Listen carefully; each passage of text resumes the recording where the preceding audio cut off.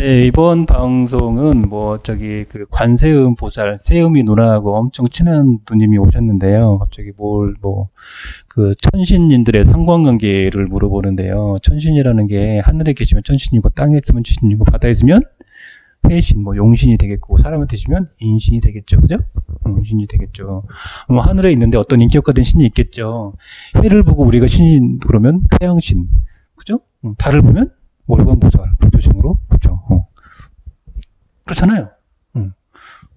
그리고 그 문화권에 따라서 우리는 재석, 삼불재석, 불사, 이런 식으로 하잖아요. 그죠? 천신은 대체적으로 깨끗하기 때문에 누른 거, 비린 거 안 먹고 어쩌고저쩌고 얘기를 하죠. 그죠? 근데 꼭 그렇다고, 이쪽에 앉아, 이쪽에. 안 보여. 여기 앉아요. 꼭 천신이라고 해서 누른 거 비린 거 그래야 된다는 생각은 저는 없어요. 인간이 그 수행을 많이 하면 파동이 올라가기 때문에요. 세포에 대한 이런 힘들이 많이 좋아지고, 누른 거 비린 거를 먹더라도 그 소화가 잘 되면 얼굴에 때깔을 좋고 건강해지기 마련이고요. 몸에 파동이 떨어지면 누른 거 비린 거 먹고 어떻게 돼요? 배탈이 나게 돼 있어요. 몸에 수련을 많이 해서 기가 높아지면요. 그래서 개고기 먹어도 괜찮아요. 개고기 먹어도 괜찮은데, 개고기 먹어도 배탈이 나는 사람은 그 사람의 칠성줄이어서 그런 게 아니고 몸이 차서 그런 거예요. 그것은 칠성이 아니라 조상이나 업장이 많아서 내인기가 많기 때문에 내장의 기능이 떨어지기 때문에 개고기에 기름이 들으면 설사를 하는 거예요. 그게 칠성줄이라서 개고기 먹으면 안 된다. 저는 그렇게 생각하지는 않아요. 그 사람이 수련을 하고 나서 몸이 그 손발이 따뜻해지고 배가 따뜻해지고 단전호 같은 거 하잖아요. 개고기 먹어도 배탈이 나지 않아요. 실제. 그래, 그 사람이 얼마만큼 밝고 좋은 길을 갖고 있느냐 없느냐에 중요한 거예요. 그래서 회원님들 중에도 예를 들어서 어떤 업장이 많거나 배에 냉기가 있는 사람들이 보면 생선 먹고 막 탈나고 그러거든요. 그것은 그 사람이 안에 몸주신 또는 귀신이 아직 신이 아니라 무단기, 단기이기 때문에 누른 거 비린 거 먹으면 탈이 나요. 그 사람이 강한 기를 갖고 있어서 그 음식이나 그 또 어떤 동물의 파장을 깨끗하게 승화시키지 못하기 때문에 납득이 가죠? 못하기 때문에 배탈이 나는 거예요. 그래서 누른 거 비린 거 먹고 배탈이 났다 그러면 아직 저 사람은 무당이 아니라 단귀가 들어있구나, 신이 아니구나 라고 생각을 하면 돼요. 인간이 만물의 영장이고 동물 중에 가장 파동이 높기 때문에 뭘 먹어도 완벽하게 소화가 되고 얼굴이 때깔이 반질반질해야 그 사람이 수행이 잘 된 거예요. 우리가 채식주의자들이 채식만 먹으면 잘 산다고 얘기하지만 오히려 채식주의자들 중에 암이 걸린 사람들이 많아요.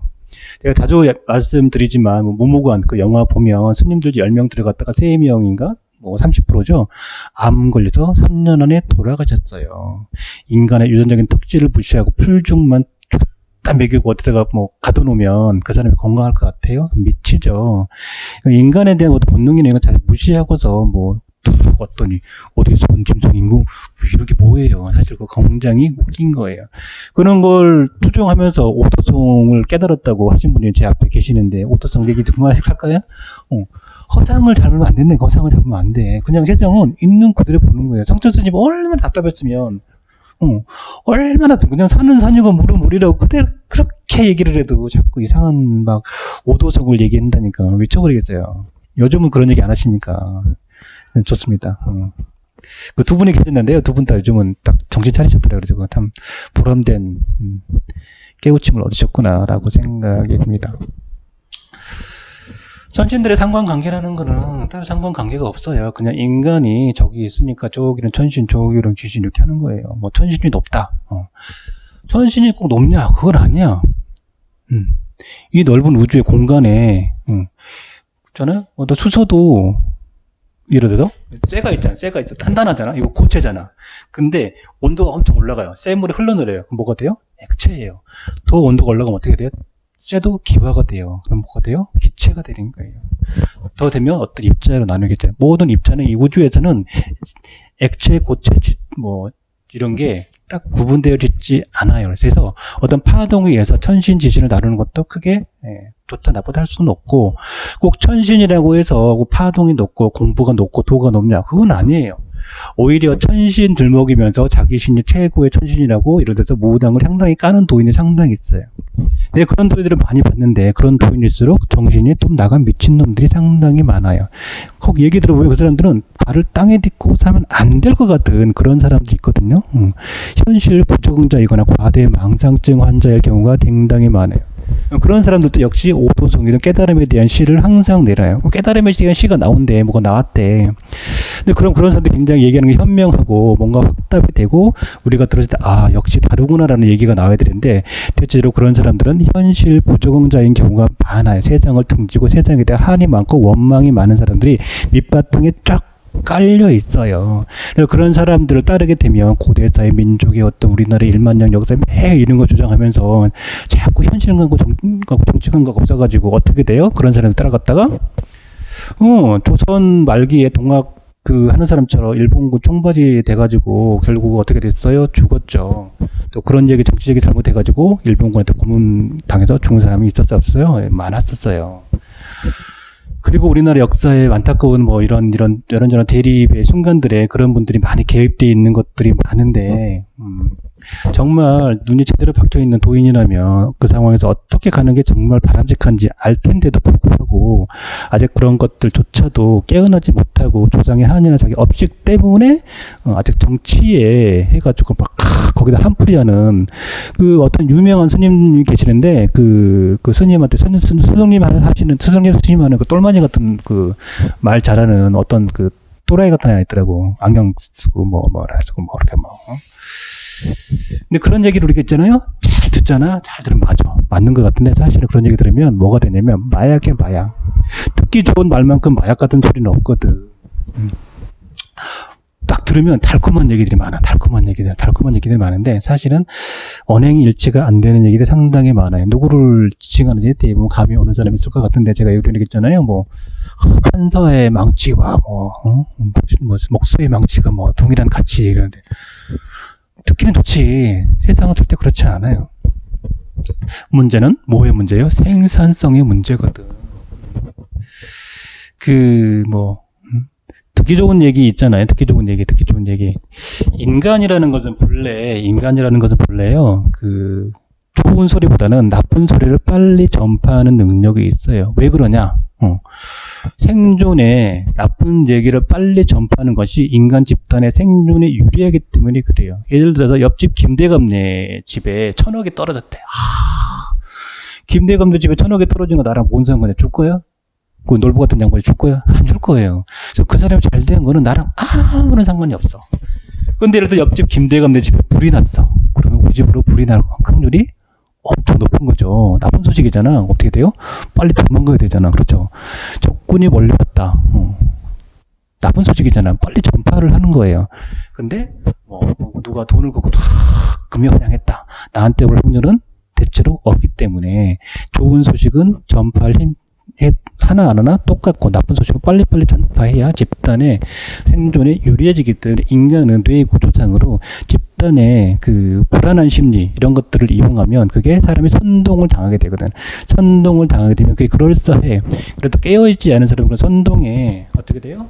놀아나게 되죠. 그렇게 되면 결국은 자업자득으로 모두가 힘들어지는 안타까운 상황들이 생기게 되는데 그게 조선시대에는 민초였고 지금은 정치적인 용어로 뭐라고 그러냐면 개돼지라고 얘기하는 거예요. 개돼지라는 것은 좌를 가든 우로 가든 모두가 똑같아요. 깨어있지 않고 자각하지 않은 사람은 언제나 지배자의 뭐가 된다? 밥이 될 수밖에 없어요.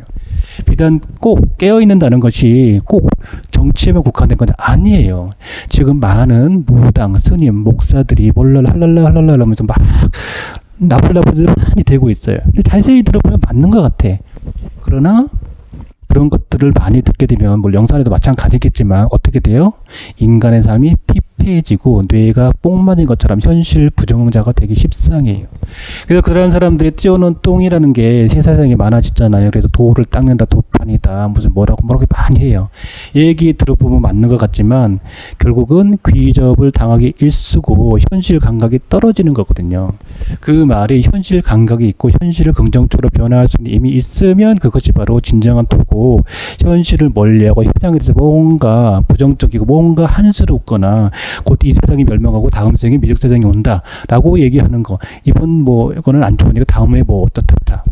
또 부유한 자를 굉장히 돈 가진 거를 굉장히 나쁘게 이렇게 보는 사람일수록 그 사람은 사각겨 있을 확률이 굉장히 많아요. 그렇다고 돈을 너무 밝히는 것도 문제가 되지만 부유한 자를 그렇게 뭐 처단 대상으로 본다든지 이 세상은 곧 망할 세상이고 지금은 현천의 시대고 이렇게 얘기하는 놈 치고 제대로 된 놈은 없어요. 결국은 들어갈 곳은 어디예요?